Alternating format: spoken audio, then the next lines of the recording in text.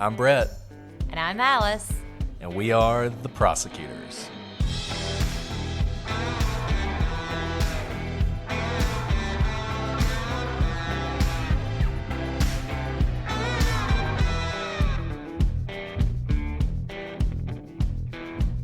Today on The Prosecutors, we continue our investigation into the murder of Lacey and Connor Peterson.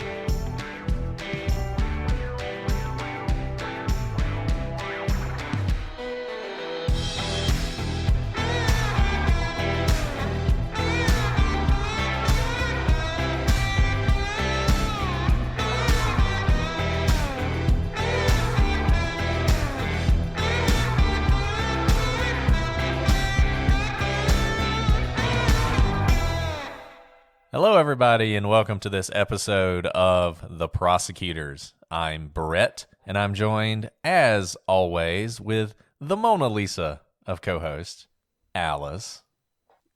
The Mona Lisa? Oh, my goodness. No pressure, Alice.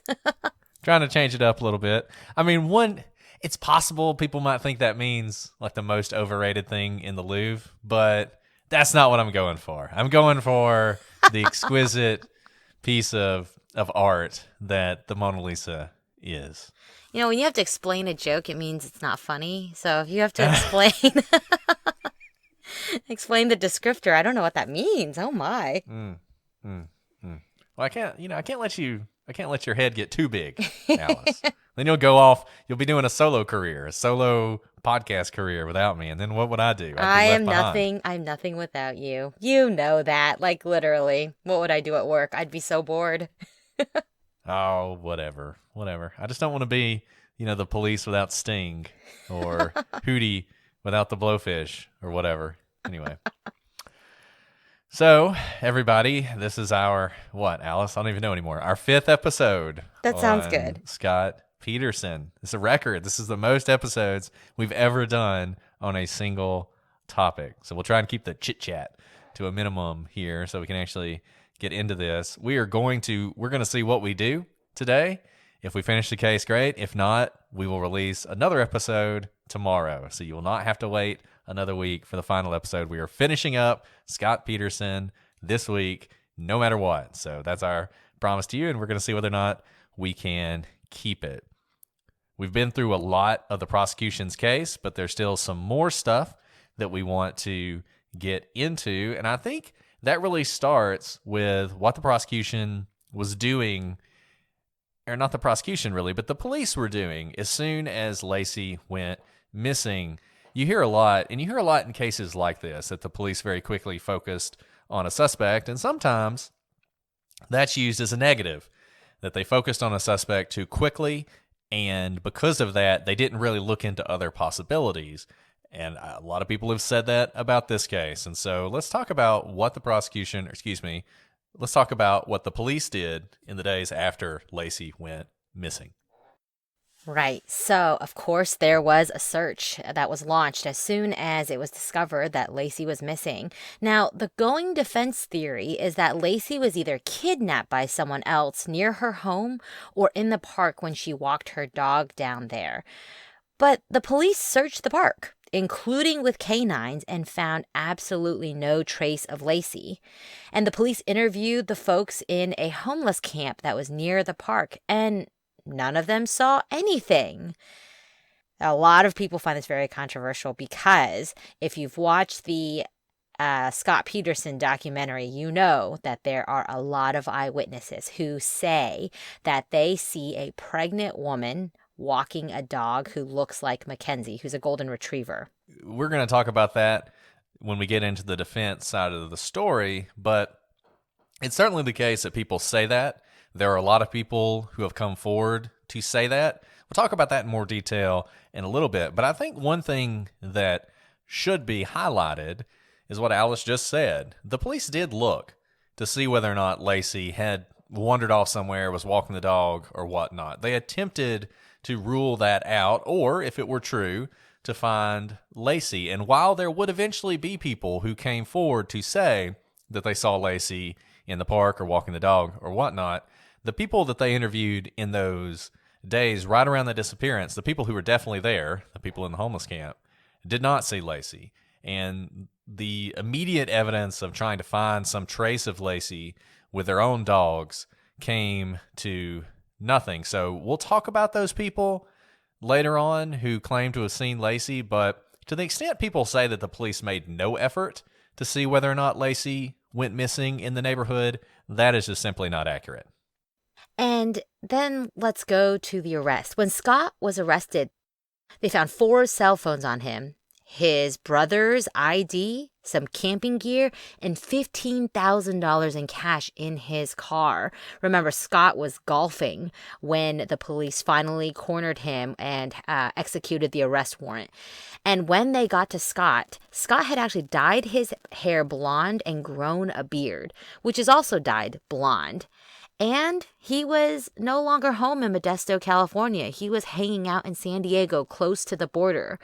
Now, the point of bringing this up for the prosecution is to show that maybe Scott was running. He was trying to change his appearance. He dyed his hair color. He grew out facial hair, dyed the facial hair to match his new blonde coloring.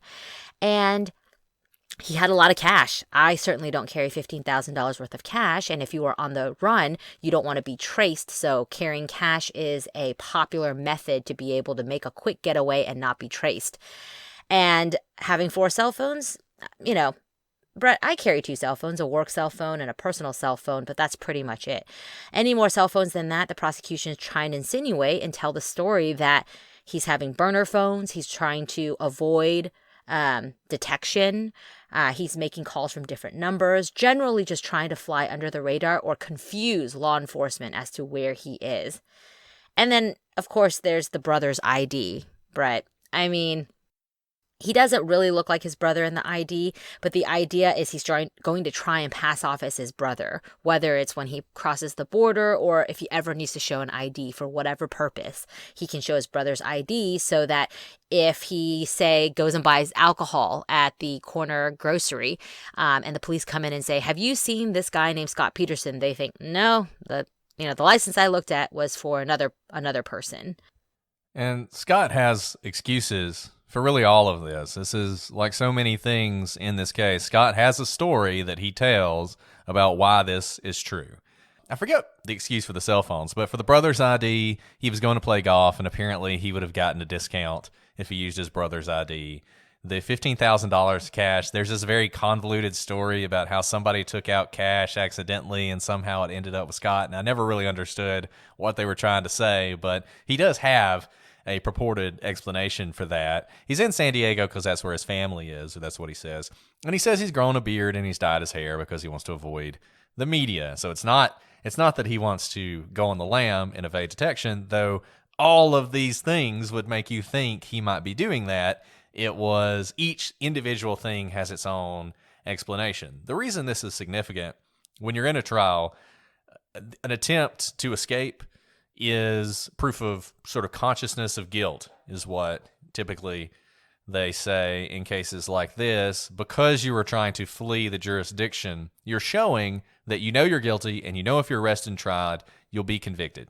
It's a little controversial because you could say someone who's innocent who thinks they're railroaded or going to be railroaded might run too. That doesn't mean they're guilty, but certainly the courts, generally speaking, allow prosecutors to bring this kind of information in to show that you do know you're guilty and you do know that the police are closing in. And that's what the prosecution was doing in this case when they brought this stuff out.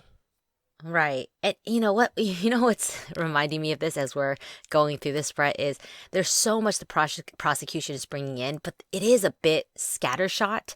You have to draw a lot of inferences, and they all connect to tell sort of a story, but it isn't one like cannon blast through everything, right? And so even though there are so many pieces around that all point to a good story, we've talked about this already. The prosecution just lacks exactly what happened. And that's why they have to bring in all these little bits and pieces and kind of paint a picture. It's like a pointillism picture, right? You see little dots everywhere. And if you take a step back, all these little dots seem to connect and tell a story. But what you don't have is a clear picture. Right. And I think we compared it to a mosaic earlier, and I think that's right. Maybe a magic eye. Do you remember those? Like you Oh, look at the yes. fuzziness and the like pops out. And I think that's exactly right. They recognize this whole the best story wins idea, and they're trying to do that even though they don't have a good story to tell about the murder itself. Right, but they have a good story to tell around the murder, and that's what they're doing. So keep that in mind. If it feels like we're herky jerking you around, this is the prosecution's presentation, and this is what the jury saw as well. The next thing that the prosecution presents is the condition of Lacey and Connor's bodies when they were finally found. There are those who say that the condition of Lacey and Connor's bodies indicate that she and the baby were actually not in the water for the same amount of time. Lacey's body was in pretty bad shape. As you know, only her torso was found, and there were barnacles growing on her bones. And there are some that speculate that Connor was actually born somewhere else, and then the bodies were dumped separately. Now, if that's true, that would, of course, mean that Scott is innocent. But the autopsy does not support that argument, because even though Connor was found separate from Lacey's body, when they did an autopsy of Lacey's torso, there was no vaginal birth. The autopsy confirmed that Lacey's birth canal had remained closed. In fact, there also wasn't something called a coffin birth in this case. A coffin birth is what happens when a baby is expelled from a decomposing body. And I know that may sound very, very depressing for a lot of you, and that's hard for me to read too. But they have to look at all the ways in which Connor's body was separated from Lacey. And so there's another method, right, that Connor could have been removed from Lacey's body, and that's a C-section. But again, the autopsy showed that there was no evidence of a C-section or anyone trying to cut Connor out of Lacey's torso. What the autopsy shows, though, is at some point during Lacey's decomposition, the baby was actually expelled from the top of the uterus and out of the body. And because it took a while for the baby to be expelled in that manner, Connor's body was likely protected from degradation to an extent greater than Lacey's. And that's probably the reason why their bodies look like they were not in the water for the same amount of time. Lacey's body was actually protecting Connor's body from the elements. And you hear this a lot when you're listening to this and the story about how much worse off Lacey was, and it feeds into this idea, which, I mean, I don't want to show my cards, but I think it's pretty absurd to think that someone kidnapped Lacey, held her somewhere long enough for her to give birth to the baby, then murdered her, then I guess kept the baby for a while, then murdered the baby, then dumped them both in the bay.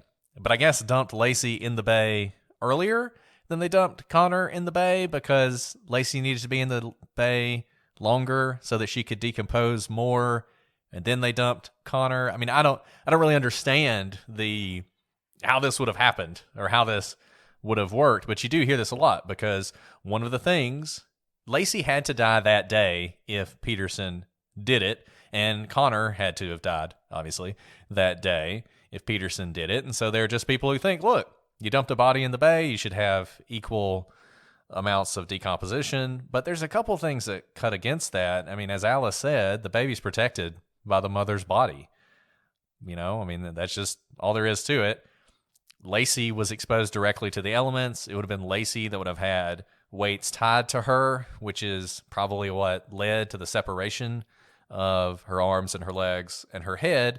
Is essentially the weights would have eventually separated those off, which is why all we have is the torso. This coffin birth thing is important because if you buy this story, if you believe this story that Mark Garagos was trying to tell, that somebody, and you see this if you watch the the Scott Peterson documentary in episode 6, which is really just the defense speculates section, which is all about telling a story that makes you doubt the story that you've heard from the prosecution. They have this sort of roving gang of people who are looking for a pregnant woman, and they're pointing out other pregnant women who were either attacked or kidnapped within like a 300-mile radius of Modesto. They show this picture where it's just like all over California, but it's supposed to be close to Modesto. If you believe that, and you believe that these people allowed or forced or whatever, kept Lacey hidden somewhere for months and then had this baby, there should be evidence of that. And as bad as Lacey's body was, the one part of her body we have is the part of the body that tells the story of what happened here. Coffin birth is fairly common. It's, as Alice said, it's a very difficult thing to discuss. Essentially, what you have when you have a pregnant woman who dies, at some point, the gases that accumulate in the body will force the baby out. And that's what a coffin birth is. You don't have that here. That did not happen here. There's no evidence of a C-section. What happened here was the baby was expelled from the top of Lacey's body. So it's possible. I mean, look, it's possible that somebody else killed Lacey. And maybe you think they kept her body on ice somewhere, trying to figure out what to do with it. And then they're like, aha, they think Scott Peterson did it. And where was Scott Peterson? He was in the bay. So I'll take the body out to the bay and dump it in there to frame him, right? Maybe they did that, but that's really the best thing you can come up with here. That Lacey was killed, Connor died, and at some point somebody dumped Lacey's pregnant body into the bay. And then from that point on, essentially what the prosecution said happened. Her body slowly degraded, and eventually the baby was expelled from the top of the body. Given that Connor and Lacey were found on the same day after a storm, I think probably what happened here is the storm is what caused Lacey's body to separate from these anchors. And it's not unlikely that that's when Connor's body was expelled, which means his body was in the water directly for a very short period of time, particularly compared to Lacey, maybe 24 hours. So I think that explains a lot of what you see here in the autopsy.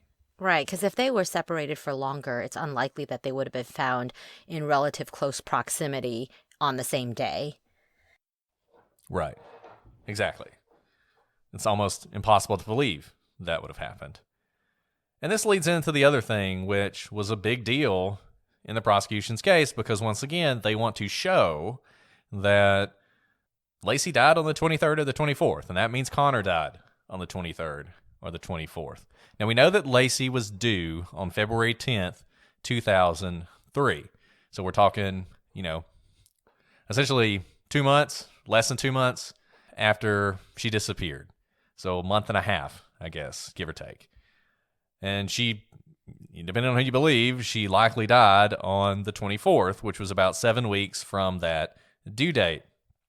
One would expect, then, that the baby was between 31 and 35 weeks old when he died, given that due dates are not exactly an exact science. I mean, all of you know that. I don't know how many people out there have had babies, and y'all got due dates. I guess some of you might have hit that due date. I certainly didn't. A lot of people don't. Yeah, why don't you tell us a little bit about due dates, Alice? Sure. I mean, due dates is not just one date, really. It can happen within a month-long span, right? Between 38 and 42 weeks of gestational pregnancy is the window in which I think something like 95% of babies are born.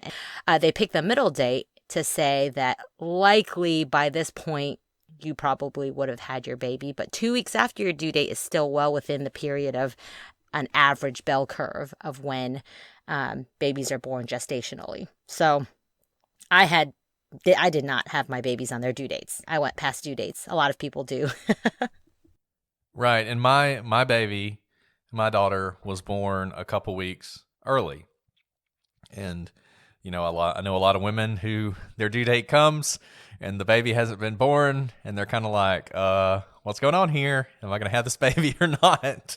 So, yeah, it's an inexact science. It's just not, it's not an exact science. And this actually kind of kills me about this case. And I think it's such a good example of the problem with expertise and expert witnesses and trying to use expert witnesses for things like this. You have an inexact science, like trying to determine when a baby's going to be born and the gestational age of a baby, when the bodies have been in the water for 2 months, and you're trying to somehow use what you have to figure that out.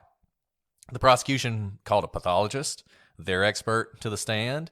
And that pathologist said that the gestational age was between 33 and 38 weeks, which is basically pretty much exactly what you would expect if she died on the 24th. On cross, the defense attempted to push that number higher, at least to 35 weeks. And this was to further their theory that Lacey was kidnapped, held somewhere for some period of time. Either the baby was born or Lacey was killed later when the baby had developed more. Now, the pathologist was solid on this and just didn't bend on it. And you can read what is very dry and tiresome testimony, but you can read it. And this pathologist just repeatedly explains, goes back and forth with Gerges, saying that given the science, the development of unborn children, they really thought that 33 to 38 weeks was the best range. They also put on another pathologist, a Dr. DeVore, who determined that Connor died between the 21st and the 24th of December. I found that testimony to be not that convincing. Once again, I know that fits with the prosecution's theory. I know it's probably true, but once again, I don't know how he could say with such specificity that that's when Connor died. But right, the gestational age, at least I can see plausibly how science could support it, because there are certain things that develop in a fetus on certain weeks, right? The difference between 21 weeks gestation and 24 weeks gestation is actually pretty large with respect to the lungs, for example. Certain things just don't develop before a certain time. And actually, it gets harder when you get further into the third trimester. So the fact that they have a 6-week span, 5 to 6 week span of gestational age is pretty good, because I think it just gets harder later on when most of the baby's organs, major organs have been developed at that point, and they're really just gaining fat.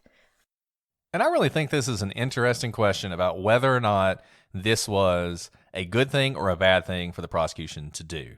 I think when you're just talking gestational age and you're saying, look, there's just no real way to know, but it's within the span you would expect if Lacey had died on the 24th. That's one thing. I can believe that. I can get behind that. When you start telling me, oh no, she based on what we see, she had to have died on the 23rd or the 24th, what it does is exactly what we saw, which it opens the door for the defense to put on an expert who's going to say, nope, I also know exactly when this child died. And in the defense's case, the defense wanted to say that the earliest Connor could have died was December 29th. Now, I find this to be absurd. I find it to be absurd on both sides. It just seems far-fetched to me.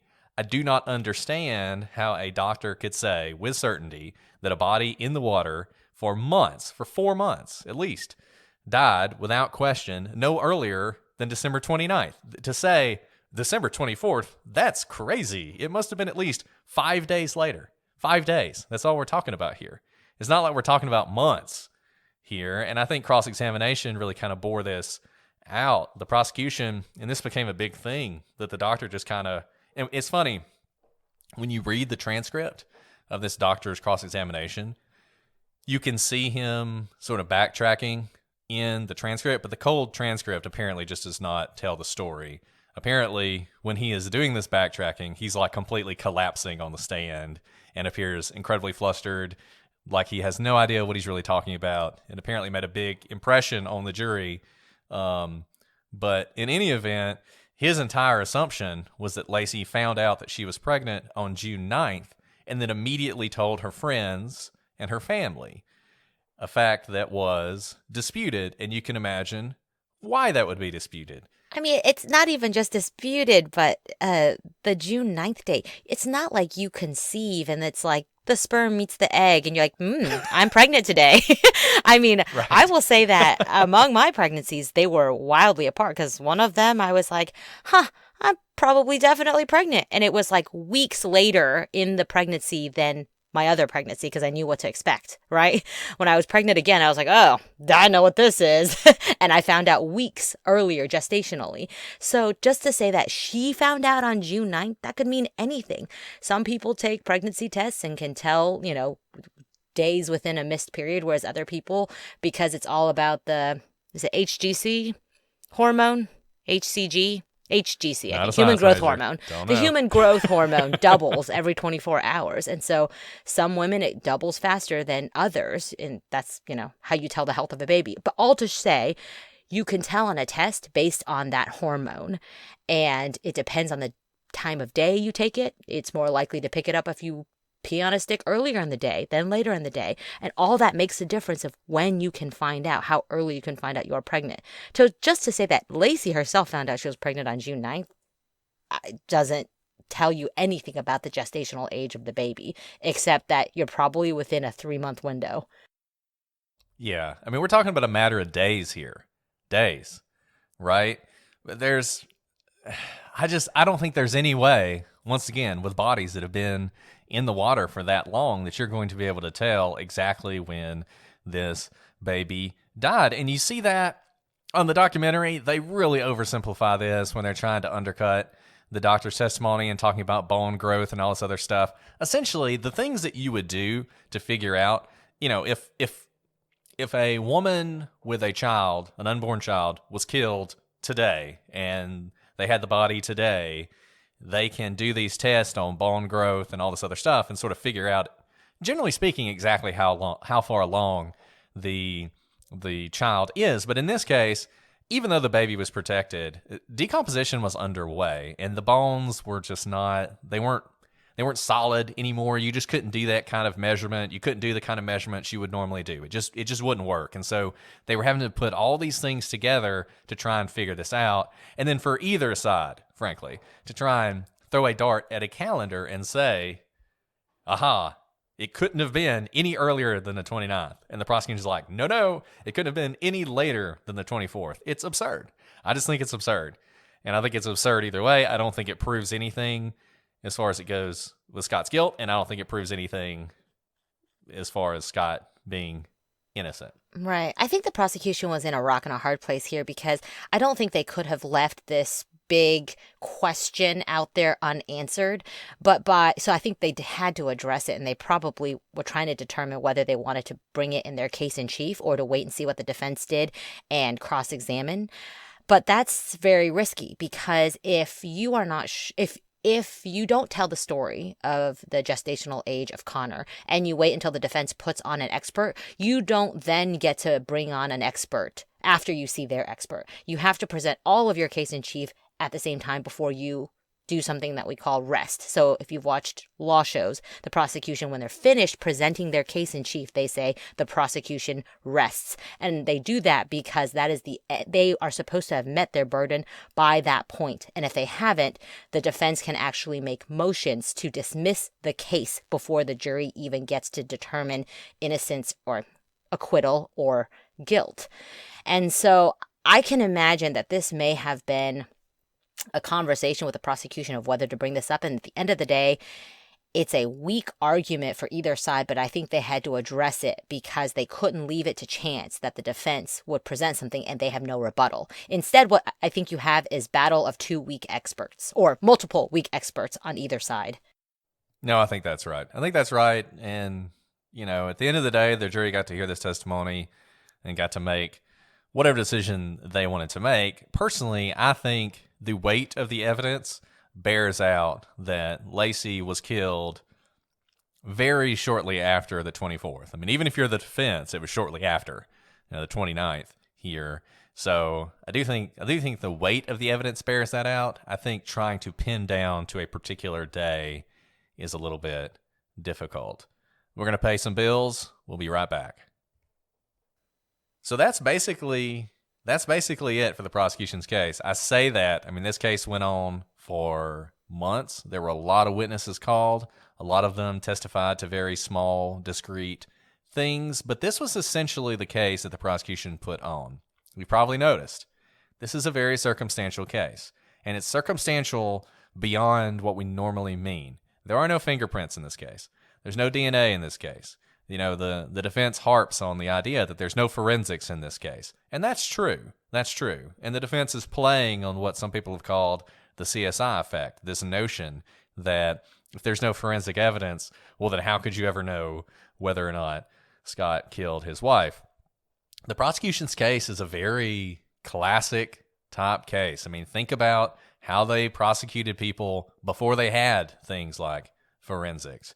This is a case built on whether Scott had the means, motive, and opportunity to commit this crime and then to get rid of the body. And this is the case the prosecution has put on. At this point, it's the defense's turn. And the defense is going to see if they can show that Scott did not do this. Right. And so remember, because of the burden of proof, all the defense really has to do is to poke enough holes in the prosecution's case to create reasonable doubt in the jurors' minds. But as we've talked about before, and the defense understands in this case, the best story wins. So while all you have to do legally is sit there and poke holes and not present your own story, that's not satisfying, especially when you have someone like Scott Peterson who's already been demonized by the media's narrative, and you have a devastating story of an 8-month pregnant woman whose husband may have murdered her, but certainly was cheating on her, and both her and her 8-month gestational age baby were murdered, is just heart-wrenching. And so the defense in this case recognizes we better bring our own story. We can't just say, your experts don't meet the level of proving your case. So the defense comes in hot and says, this is hard to pull off. What the prosecution is saying Scott did to Lacey and Connor is just very hard to pull off. It would have been a bold thing for Scott to take Lacey's body out in the boat, a small boat, in broad daylight on a holiday and dump her in the middle of the bay, when we've talked about how there are other bodies of water that are closer to his home, that are less open to public viewing, and he could have reached in the middle of the night rather than really the middle of the day. And, we've talked about Scott's boat. It's a small boat. From the witnesses that saw him trying to back his trailer into the bay, they were all laughing that he was struggling so much with it. Imagine if there were a body in it, a pregnant body in there with anchors. Even more weight, even more to struggle with, even more to laugh at. Maybe people come and try to help you out if you're struggling so much and you risk being discovered. The defense is saying we have such a short timeline to work with. There's no way Scott could have carried this out in the manner that the prosecution says he did. And look, I think that's a powerful argument. I think it's an argument people overlook a little bit. This is a bold thing to do. You have to imagine, once again, he takes her body, he puts it in the back of the truck, he then covers up with umbrellas. His neighbors saying hello to him while he's covering up the body of his pregnant wife with some umbrellas. He then drives with the body in the back of his truck, presumably, or in the boat. Maybe it's in the boat by then. Maybe when he gets to the warehouse, I guess it would be. He moves the boat, once again in broad daylight. And there are people who say, and I'm not sure exactly how true this is, but one of the things the defense tried to say was he couldn't get his boat and the truck into the warehouse at the same time. So he would have to move the body, at least to some extent, in the broad daylight from the truck to the boat. He then drives down the highway, the interstate, for an hour and a half with the body in the boat. Then, like Alice said, he backs the boat with the body in it, and the small boat, not a lot of room to hide a body, down the boat ramp, takes it out into the water, and then in the middle of the day, just dumps the body into the water. And that is incredibly bold. I think you could also say it's desperate. It makes you wonder if he did do this, whether or not it was planned. I go back and forth on if he did this, did he plan it? There's certainly evidence of planning, but maybe not necessarily this day. I think that's another possibility, is that he was always going to kill his wife, and he was always going to dump her in the bay, but he did not intend to do it like this, in this sort of slipshod manner. But if he did do it, he managed to do it without anybody knowing, and without anybody seeing him. And Alice mentioned the small boat, and it's kind of funny if you've seen the documentary, the defense puts on like a recreation of this, of dumping the body in the bay. And it's kind of the opposite of what we saw in the Scott Peterson case, or excuse me, the Michael Peterson case, where the prosecution, the state, is doing anything they can to recreate what they think happened so they can just show it's possible. The defense is doing the opposite. They're trying to show it's completely impossible that you could ever throw a boat over the edge, or excuse me, a body over the edge of this boat. And it reminds me of one of those commercials that you see at midnight for like the spatula that makes it really easy to flip the egg. And so to show you how much easier it is, you have people trying to flip an egg with a regular spatula, and it's like they've never done it before, and so they're flipping the egg, and the egg's going up in the air and going everywhere. You know what I mean? Yeah, there's a Friends episode about this where Joey is, not a very successful actor, and he gets one of these ads for, like, I don't know, QVC or something, where he can't open like wine bottles or something. I can't remember right now. It's either a can opener or something. And every time he tries to open it, he hits his face, and he's not acting. He's just really that stupid. And this whole bit is about how dumb he is. And that's exactly what it reminds me of. Over exaggerated, like, oh my goodness. I think I think the defense even says our tester almost drowned trying to throw a weight over. He almost drowned. And I was like, he was not about to drown. And they show him, and he's like tipping the boat over, and he's like slipping into the water. It's just so ridiculous and absurd. I would like to see an actual unbiased attempt to do this. It does not, as someone who's been in small fishing boats before, it does not strike me as something that would be anywhere near as difficult as the defense makes it seem like it would be. You know what it reminds me of? It reminds me of when I'm trying to get my toddler into the bathtub, and he's like naked and literally just flopping on the ground, and it's like his legs don't work anymore. And I'm like, come on, I'm so much bigger than you. And he's like, he pretends to stand up and just like falls on his face. And I'm like, oh my goodness, get your butt in the bathtub. Right. Exactly. I mean, that's watching them do it. That is what it reminds me of. I'll say this, if Scott did it, he would have gotten very wet doing it. And lo and behold, Scott tells us that when he gets back from Modesto, an hour and a half later, his clothes are still wet to the point that he's, immediately takes them off and washes them in the washing machine. So that's consistent. And you're right, Brett. I didn't say that earlier when we described how he got home, took off his clothes, put them in the wash, and that he washed his clothes. And, you said earlier that that's something he typically did because he worked with chemicals. I don't know. When I have wet clothes and when my husband has wet clothes, sure, we'll throw them into the wash. But if it's an empty washing machine and there's just the clothes I'm wearing, I'm not going to do an entire load. Now, maybe it was full. Maybe it was ready to go. But maybe he's just really clean and he always does something like that. But there's something about him going the extra step. He just found his dog, Mackenzie, with the leash still on, hasn't heard from his wife all day, and he's going to run the laundry. No, I think I agree with you 100%. The laundry wasn't full. We know that because the maid had done the laundry, and the only thing in the laundry apparently were some dirty rags. So yeah, I mean, he just decides he's going to run the washing machine for his wet clothes when I think, like you were saying, the obvious thing to do is just hang them up, in the bathroom, let them dry out a little bit, and then put them in the dirty clothes. You don't have to wash them immediately, but that is something he does. So I get this. I get this argument. It's a strong argument. I'm not saying it's not. I think it's one of his best points, and it's a point that the defense is going to come back to. There are people who've developed this sort of alternative theory that Scott did all this the night of the 23rd, that he murdered Lacey, he took her body out to the bay, he dumped her body in the bay, and then he essentially recreated that the next day so that if there were any questions about him being at the bay, he could say, yeah, I was there on the 24th, fishing or whatever. I find that hard to believe. I don't think that's likely. I think it's much more likely that she was dead.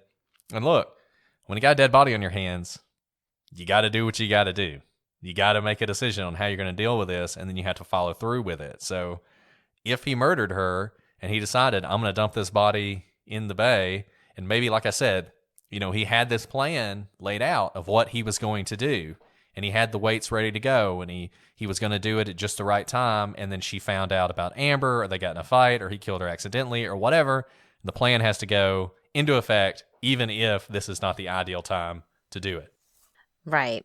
And next, the defense talks about, and this, a lot of you guys talked about it either private messages to us or on Twitter, the dog walking.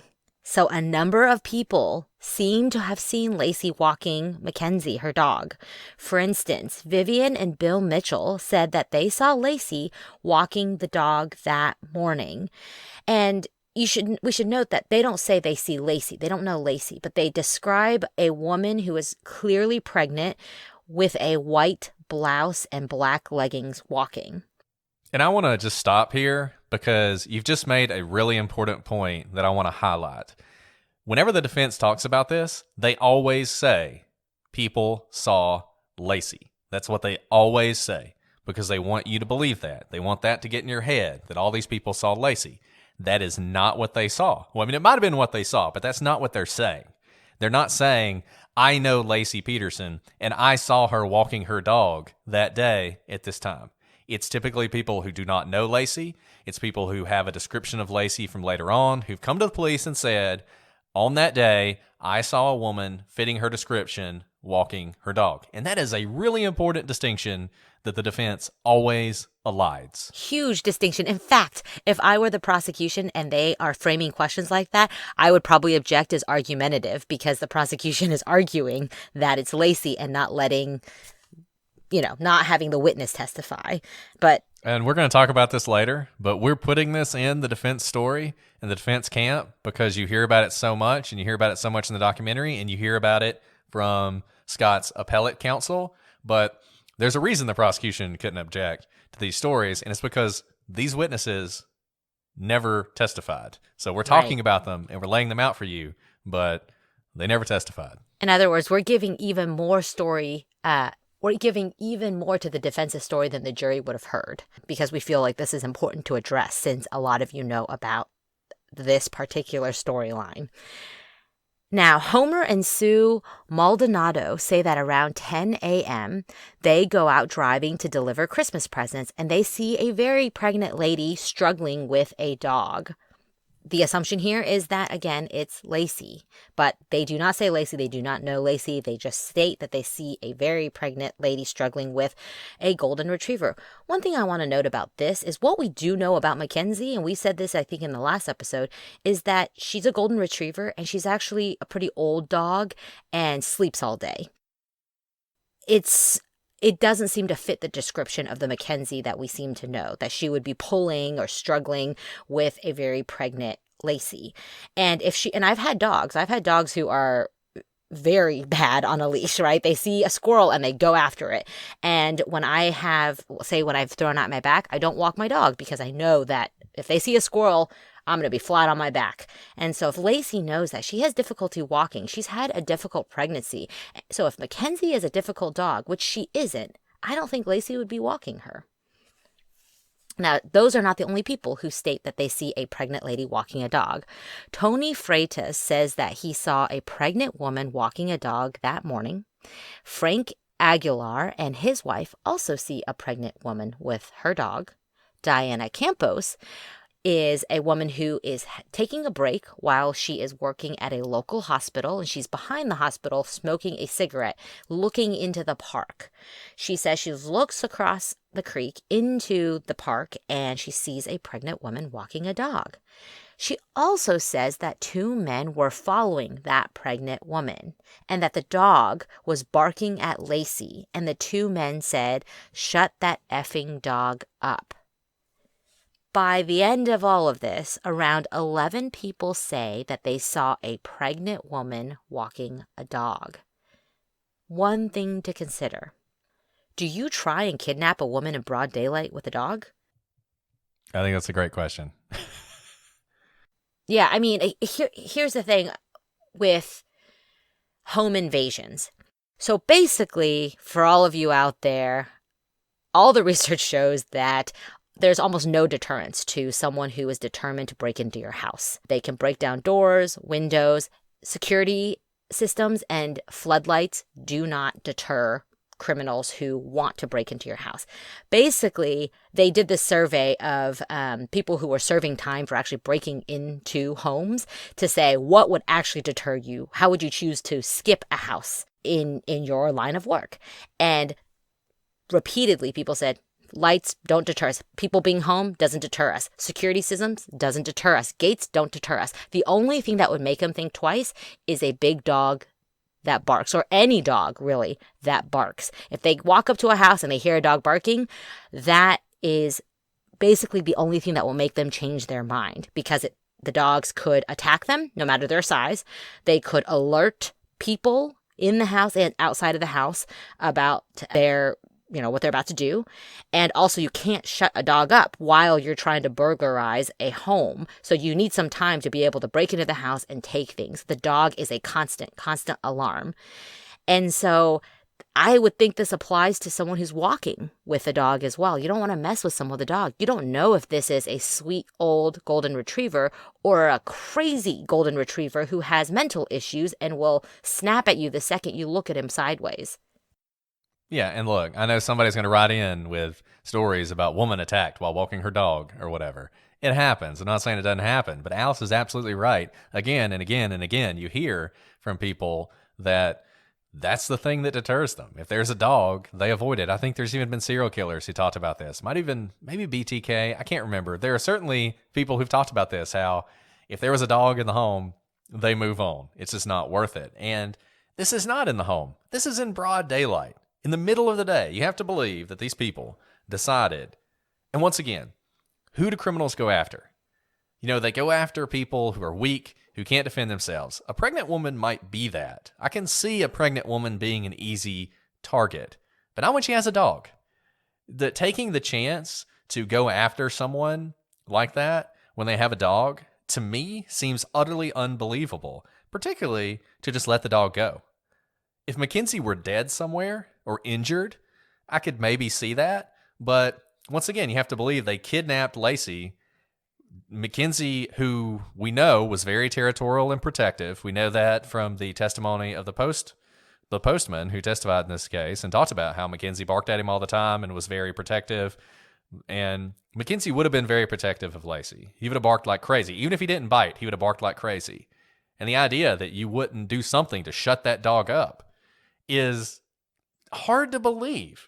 It is a real stretch to think that what happened here was Lacey was walking her dog in broad daylight when literally a dozen different people supposedly saw her, and yet somehow she was kidnapped and nobody saw the kidnapping, and the dog didn't bark or the dog didn't attack or whatever. It's very difficult to imagine that happened. Right. And furthermore, the prosecution put on a number of witnesses who testified that Lacey was tired during the end of her pregnancy, that the doctor had told her to take it easy after she complained of dizziness and exhaustion, and that it simply was not believable that she would have taken the dog on some sort of long, strenuous walk through the park. For instance, Lacey had a prenatal yoga instructor who testified that on December 20th, Lacey was in so much pain she could barely walk and that she needed help to get to her car. So from the yoga studio, which prenatal yoga is just a lot of stretching. It's not strenuous. It's not cardio. It's not hot yoga. It's a lot of laying down on your mat and stretching. And even after that, Lacey needed help to get to her car feet away. And these people, if you've seen the documentary, they plot out where these people say they saw this woman who supposedly is Lacey, and it's a long walk. It is a long walk that goes far from your house. It's one thing to maybe go on a long walk around your house, but if you walk far from your house, at some point you have to come back to your house. So it's going to be a long distance to cover. 4 days earlier, Lacey could barely get to her car. And now the defense is trying to say that she took this long walk with a dog who was struggling, pulling on the leash, and she was up for it. There's the walking of the dog, but we already previewed for you. The defense didn't call any of these witnesses that you always hear about who say that they saw a woman who looked like Lacey. 11 of them. And those aren't the only witnesses that the defense doesn't call. There are witnesses at the marina who would have seemingly be helpful for Scott. So there was a witness who claimed he was at the marina that day and saw into the boat, and he said that there was nothing in Scott's boat. But the defense never called that witness. The defense never called the witness who claimed to have seen Lacey that day, either walking the dog. There seemed to be some people who said that they were driving by Lacey's house and they saw what appeared to be a white van and maybe a few men who did not look like they lived in the neighborhood forcing a woman into a van. They didn't call that witness, who I think there was discussion of them in the documentary, but this never was presented in trial.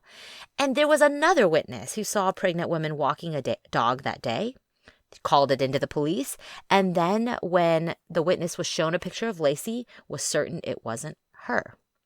Christopher Van Sant testified that he saw a pregnant woman walking her dog near the footbridge at Dry Creek Regional Park. That's near the Scenic Hospital. Now, if that's true, this sighting is consistent with many of the other sightings offered by those who believe Scott is innocent. But Van Sant testified that he's 100% positive that the woman he saw was not Laci Peterson. So you can begin to see how there are witnesses who could have helped Scott, but they can't say that they saw Lacey. They can describe what they saw, but if you put them up, what you open yourself up to are these rebuttal witnesses I just told you about, who say that they are 100% positive the woman they saw was not Laci Peterson, and it would debunk all the other witnesses who seem to help Scott. So it was a decision that the defense had to make. And now you'd have to think, if they think that those witnesses were worth anything, not just to tell a story, but just enough to poke holes into the prosecution, they would have called them. I'm sure they talked to these witnesses. I'm sure they even coached up these witnesses. I'm sure they probably even subpoenaed these witnesses and determined not to call them. And they made that call, I think, because they think it would not have ultimately helped Scott. Yeah, and we've talked about these people, and you hear about these people all the time. And I think this is one of those areas where there's a reason, like Alice said, there's a reason these people didn't get called. Okay? Mark Garagos is a really good lawyer. The man knows what he's doing. And he'll take the hit on this. I mean, if you watch him on the documentary, he never says, well, yeah, the reason we didn't call those witnesses is because it would have murdered us if we'd done that, because they all would have ended up being not credible, particularly when compared to the witnesses that the prosecution could muster against us. He's not going to say that, but that's what he was thinking. And that's why he didn't call these witnesses, because he knew it would be worse for him if he did. And I just want to remind you, if you've watched the documentary, every single person who saw these sightings said, much like Scott said, that Lacey was wearing a white blouse and black pants. What we know for sure, those were hanging up in the closet. That outfit was hanging up in the closet. She wasn't wearing it that day. And her body, when it was found, she was wearing tan pants. I just think most of these people, you've heard their names again and again. Two things that you need to remember. They're not saying they saw Lacey. They're saying they saw a pregnant woman walking a dog. They may very well have seen a pregnant woman walking a dog. There were a lot of pregnant people in that area who walked dogs, apparently. And the prosecution had them lined up of people who could rebut that or could be the pregnant person. There's simply no evidence that Lacey ever walked that dog. The only evidence that she walked the dog is the fact that Mackenzie is roaming free with his leash on. And that's what you would expect if one of two things happened. Either Lacey was kidnapped while walking the dog, or Scott always planned for that to be his story. That he left, she was going to walk the dog, and lo and behold, there's a dog with a leash and no Lacey. Somebody must have taken her. Right, like you said, even though the defense didn't call all of those people who claimed they saw someone who looked like Lacey, the prosecution was ready. They did. They called 4 different people to show that even if other people saw a pregnant lady walking a dog, it wasn't Lacey. They called the husband of a pregnant woman, and 3 pregnant women who were pregnant at the time that Lacey disappeared. And they all testified that they walked in the neighborhood either on that day or around it. One walked a chocolate lab, one a lab mix, one an Australian shepherd, and another one just didn't have a dog. In other words, like you said, there's a lot of pregnant women, a lot of dogs walking with them surrounding Lacey's disappearance. And to continue to hammer home that point, the prosecution called a parade of people who were walking in the park that day, who were walking any number of golden retrievers that day, and who were just in the neighborhood that day, none of whom saw anything unusual, and any of whom might have been mistaken by someone for Lacey. I think that's a pretty compelling story for the prosecution. I bet during trial, it was really boring. It was witness after witness after witness saying like the same short little testimony. Yes, my name is not Lacey. Yes, I'm fat. Yes, I walk. Yes, I walked on the 24th. Yes, I have a dog. Next one. And I bet you it was one of those things where like the 4th or 5th or 6th witness got on the stand and the jurors kind of rolled their eyes, which is actually good for the prosecution because the jury's rolling their eyes to say, I get it. It probably wasn't Lacey. Right, exactly. And we've seen that. We've done it before in cases where you just want to hammer that point home. And confirmation bias is a real thing. It's a thing you have to avoid as a prosecutor. It's a thing you have to avoid if you're looking at these cases and you're trying to figure out what happened. An example of that is how if you think, for instance, that someone was wrongfully convicted, you are very open to the idea that the eyewitness who saw the crime got it wrong, that they misidentified the person, that they weren't close enough, whatever. You're very open to that.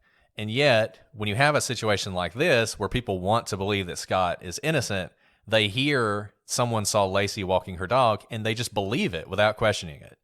And in fact, much more likely that the person who's seeing a crime being committed, that the details would be impressed upon them. And they would think, man, this is crazy. This is shocking. This is something I'm going to remember forever. What you have here are people who saw a pregnant woman walking a dog on a day that was completely inconsequential.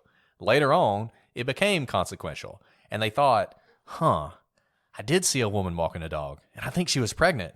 Was it a golden retriever? I think it might have been, right? And that's how these stories develop. No one would have thought this was significant to see a woman walking a dog down the street.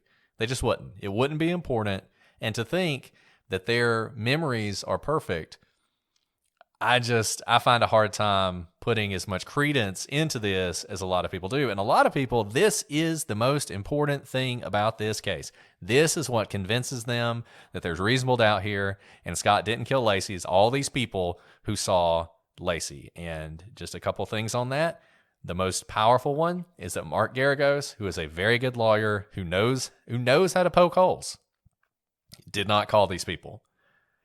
And he didn't call these people for a reason, because as long as he hadn't called them, he can still make the argument that Lacey was walking her dog that day. But if he puts all these people on the stand and they get eviscerated and the prosecution destroys them, and it's evident that none of them know what they're talking about, the jury's going to say, yeah, she wasn't walking her dog that day. That door closes. And it's a critical decision for a defense attorney to make. Do I push forward and try and prove this? Is this going to be something I try and prove as part of the defense, or do I just want to leave it and say it's a possibility you should consider, but I'm not going to put on my evidence because then it'll be subject to cross-examination and you may see all the problems it has. Absolutely.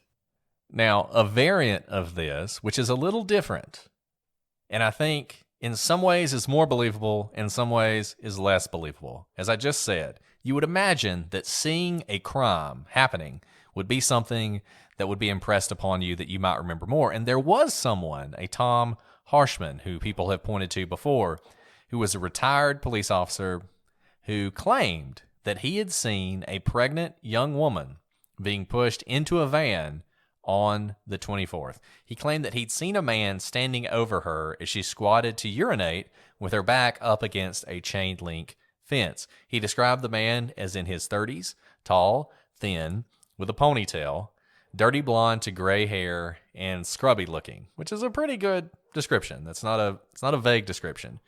When this lady finished, the man and another person forced her back into the van. Now, his description of her is sort of a combination of things. He says that she was wearing black pants, which is consistent with what other people have said and consistent with what Scott said she was wearing, but not consistent with what Lacey apparently would have been wearing, but a red shirt, which is not something you really hear from anybody. He said that she looked scared on her face, and the van in question was said to be similar to one that had been outside a neighbor's home during a burglary that we're going to talk about more, and we've mentioned briefly before, that is also a cornerstone, not necessarily of the defense's case at trial, though obviously it was mentioned and discussed, but is really sort of important for Scott's defenders today. So that's somewhat of a powerful testimony, except all I can think of during that testimony is you're a reserve police officer and you did nothing when you now testify that you think someone was being kidnapped. It seems a little bit unbelievable. So it makes me doubt what he really saw that day. Yeah, I think what it feels a lot like, is that he is sort of recreating in his mind the story, but it's not really what he saw at the time. I think what he saw at the time was a man and a woman, and the woman was urinating on the side of the road, which is not necessarily the kind of thing you want to see, but I guess in San Francisco it happens all the time. And afterwards they just leave. And he didn't think anything of it at the time. And then he hears about Lacey missing, and in his mind it all of a sudden has all this significance, and it becomes more sinister than it probably was at the time. And the reason I say I don't think Tom Harshman is lying or anything. I think it's he's putting more importance into what he saw and shading it by what he now knows. But again, I think any man, if they saw a pregnant woman looking like they were being forced into a van against her will, cop or no cop, would probably want to do something to help her or call the police, do something contemporaneous to act on it, right? Even if he wasn't going to do anything because he didn't know how dangerous the man was, call the cops, have someone follow it, take down the license plate number, anything. That wasn't done here. I can imagine that though he testified this is what he saw, if I were a juror, I would take it with a grain of salt. I would too. Now, once again, they didn't get the opportunity to take it with a grain of salt because, to my understanding, he never testified. But yeah, I think the holes that you're poking in the story is probably one of the reasons that he did not. Another thing the defense did was to rebut some of this notion that Scott showed no emotion. Now, as we've said, we don't really read much into this either way, but the defense did put on witnesses who testified, and there was substantial testimony to this point that Scott was visibly upset at various points after Lacey disappeared, that he was crying, that he was inconsolable, all the things that you would expect. Once again, when's he faking it, when's he not, it's impossible to say, but you can understand why this would be important for the defense to do. Whether or not you think it's significant how someone acts when their wife or girlfriend or whatever goes missing, the jury certainly wants to hear that the husband was upset. So it was important for them to put on this information in this testimony, and they did put it on. And one thing they pointed to that was missing, as we've said before, best story wins, right? Well, the most important part of any murder has nothing to do with whether or not someone is guilty. It's not an element of the crime at all. But something juries want to hear is motive. They want to understand why this man would kill his beautiful, young, talented wife and his unborn child. They want a reason for that. Now, we have one reason, which is Amber, right? But we're gonna talk about that more later, and how is that really a motive for murder or not? But one thing that seems not to have been a motive was finances. There apparently was no financial motive. There was an insurance policy, but they'd had it for a while. So it's not like Scott all of a sudden decided to kill her. Scott did have some financial difficulties he was in. His company wasn't making that much money. He was spending more money than he was bringing in. But in many ways, Lacey sort of had her own money, and it was probably better for him, and her family had money. It was probably better for him if she was alive. Frankly, he probably could get more money out of this circumstance if she was alive with, the grandchild than he could if she were dead. Right. And I think that's why you have such a scattershot approach for the prosecution in the sense of all these little blips, right? Because they're trying to paint a picture of motive when there isn't the obvious one of heat of passion, some big fight that happened that everyone heard. And she said she was leaving him with her, unborn child, and the neighbors overheard this big, great fight. There's nothing like that. And so they're trying to paint a picture and hope that one of the potential motives carries weight with the jurors. Okay, so we're 5 episodes in. We're going to have a 6th episode. We are not going to make you wait till next week to hear it. We will do that episode tomorrow, and we'll wrap up this case. We know we've spent a lot of time on this, but there's so much to talk about, and there's a lot to talk about both in the case itself and a lot of this surrounding legal maneuvering and the way the trial went and those sort of things. So hopefully this has been one that you've enjoyed and you've learned something from. Keep hitting us with your questions. There will be a follow-up, obviously, on the Peterson case. prosecutorspod@gmail.com is our email. prosecutorspodcast.com is our website. @prosecutorspod for all your favorite social media sites. We're on Reddit. We're on Instagram. We're on YouTube. Some of you are watching us on YouTube. If you're listening to this and you hate ads, you don't want to hear any ads, we also have a Patreon site. And if you join Patreon, you get ad-free episodes. So that's all we have for today. We will see you again tomorrow and wrap up this case. But until then, I'm Brett. And I'm Alice. And we are the prosecutors.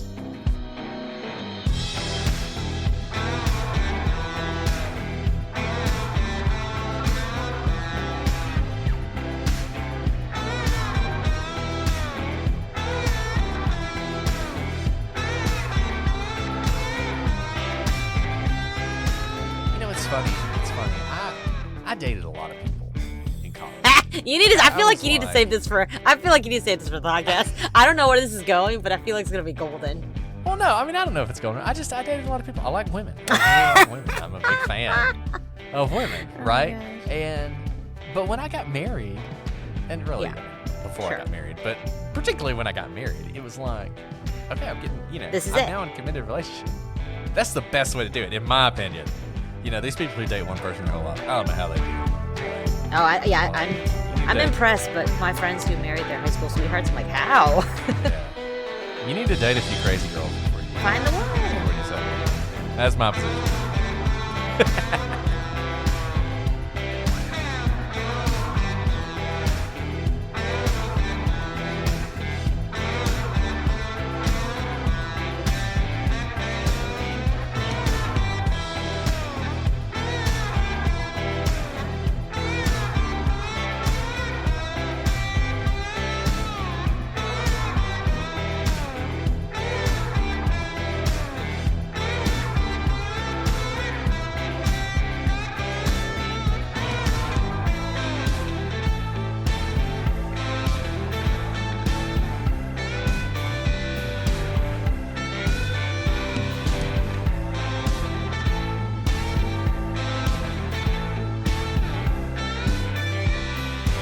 You gotta know what you got, right? You can't know what you got if you don't if you've never had caviar, you don't. Caviar's not that good. If you've never had, I remember when I was in college, I used to think this cheap red wine was really good, and now if I drink that, it'd be crap, right? Because I've had good. It's the same thing. Sorry.